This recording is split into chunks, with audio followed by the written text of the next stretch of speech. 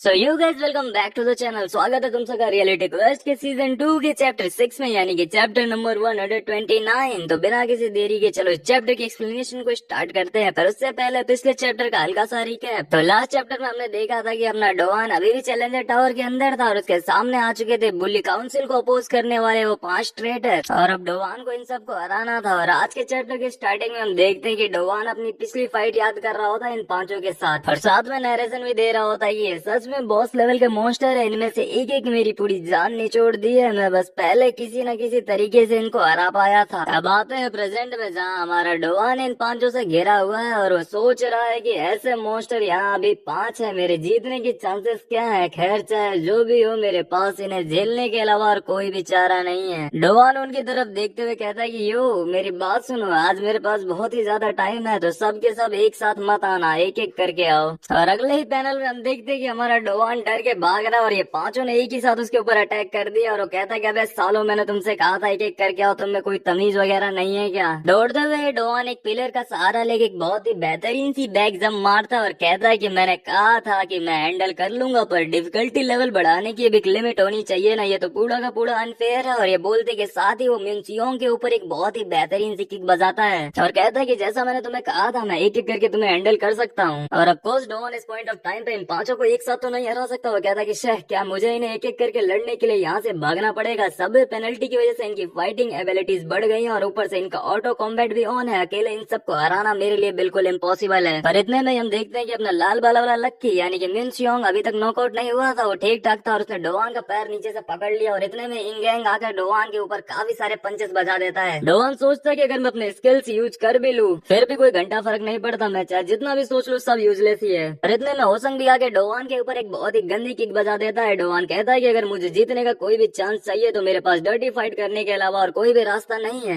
हम देखते हैं कि ग्योनजिन और स्टीफन डोवान के ऊपर अटैक करने के लिए आगे आ ही रहे होते हैं, पर डोवान उन दोनों को पीछे से बालों से पकड़ता है और उन दोनों का सर आपस में टकरा देता है और कहता है कि तुम लोग ही वो थे जिन्होंने ये सब शुरू किया था। और ये कहते के साथ ही डोवान इन दोनों को इंगैंग के ऊपर फेंकता है, पर वो इसे डॉज करता है। पर इतने में डोवान अपनी जैकेट उसके मुंह पर फेंक देता है और घुमा कर एक धोबी पछाड़ देता है एकदम बेहतरीन सा, और कहता है कि मैं कसम से कह रहा हूँ तुम लोग एक ब्रेक तक नहीं लेते, अगर मैं नॉर्मल होता तो यही कह रहा होता। और इतने में हम देखते हैं कि होशंग डोवान की टाट पर एक किक बजाने ही वाला होता है, पर इतने में ही अपना डोवान होशंग के फेस पे एक बहुत ही तगड़ा पंच बजाता है एकदम लाइटनिंग फास्ट स्पीड से। खैर इससे होशंग के चेहरे के एक्सप्रेशन तो बिल्कुल बदलते नहीं है क्योंकि वाटर बैटल मोड में है। और डोवान कहता है कि मुझे लगता है कि इस एंटी क्लॉक को इस तरीके से भी यूज किया जा सकता है। मतलब लिटरली भाई ये एंटी क्लॉक एक लेजेंडरी आइटम है जो लक को बढ़ाती है और अपना डोवान इसको फाइटिंग के लिए यूज कर रहा है। डोवान स्माइल करते हुए कहता है कि तुम्हें पता है, अगर मैं बस तुम्हारी लोकेशन पे फोकस करूँ तो मैं अंदाजा लगा सकता हूँ कि तुम अपना अगला नॉइजी अटैक कहाँ से करने वाले हो। डोवान की ऐसी ज्यादा देर तक नहीं टिकती क्योंकि मिनसियोंग उसे पीछे से टी शर्ट से पकड़ लेता है और इतने में स्टीफन आके उसके मुंह पे एक बहुत ही तगड़ा घुटना बजाता है जिससे डोवान उड़ते हुए जा ही रहा होता है। पर इतने में इंगैंग कैंग बीच में आता है और डोवान के पेट पे एक पंच बजाता है जिससे डोवान हवे में चला जाता है। पर ये बात यहीं पे खत्म नहीं होती,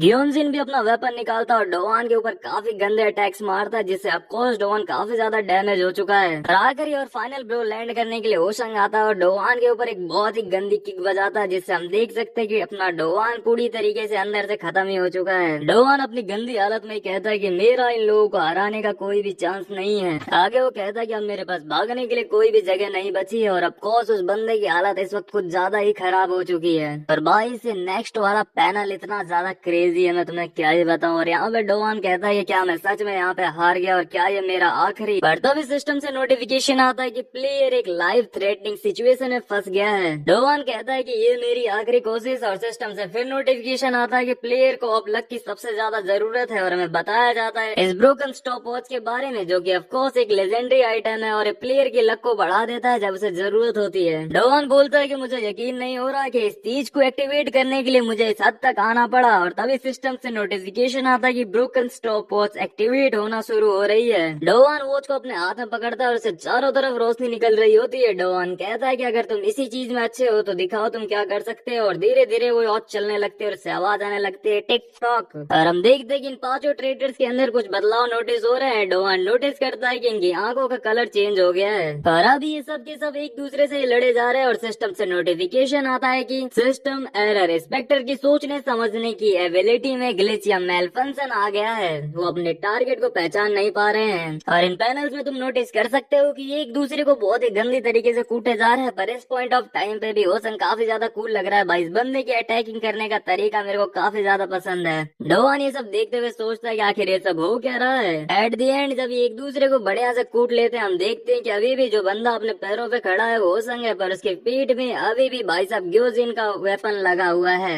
और एट द एंड वो भी मारा ही जाता है। और डोवान ये फाइट एंजॉय कर रहा होता है। रिस्टोरेटिव लिक्विड पोशन पी के अपने स्ट्रेंथ को वापस रिस्टोर कर लेता है और वो हंसते हुए कहता है कि ये तो कुछ ज्यादा ही आसान था। अब इसे कहते हैं असली ऑटो हंटिंग। हालांकि ये सब लक की वजह से हुआ, पर किसको परवाह है, मैंने इस फ्लोर को क्लियर कर दिया और सारे घोस्ट को हरा दिया। इसका मतलब इस टावर में बस एक ही चीज बची और वो है रिवॉर्ड। और इसी के साथ डोवान पहुंच जाता है चैलेंजर टावर के सबसे आखिरी फ्लोर के एंट्रेंस पे। और इसी के साथ ये चैप्टर यहीं पे खत्म होता है। मिलते हैं तुमसे रियलिटी क्वेस्ट के अगले चैप्टर में, तो तब तक के लिए बाय बाय।